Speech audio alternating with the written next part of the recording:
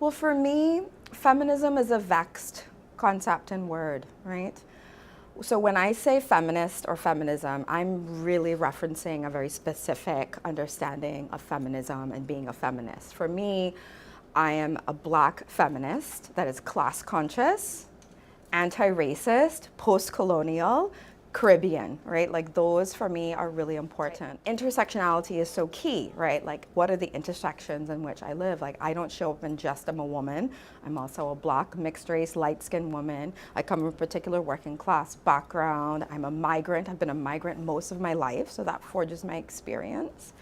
And I'm also same-sex loving and woman loving woman. Like, so those things, I can't pull those apart. So I feel like intersectionality, understanding how those all connect are super important.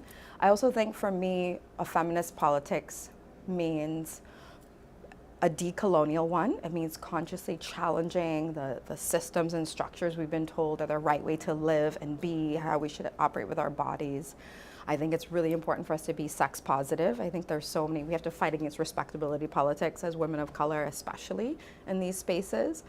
And these institutions that constantly are telling us how we should be and act. So all of that is my day-to-day, I think, living. And I work hard to reflect that online, but I'm also really wary of how online spaces can become so antagonistic.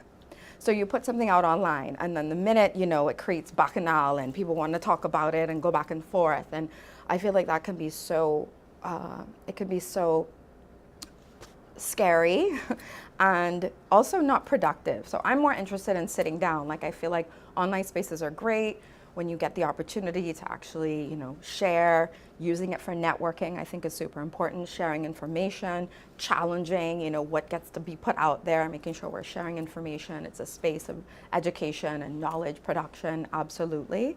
But I think when it comes to, you know, how do we engage each other, I think that we need more face-to-face spaces to engage, because sometimes it takes time for us to work through that.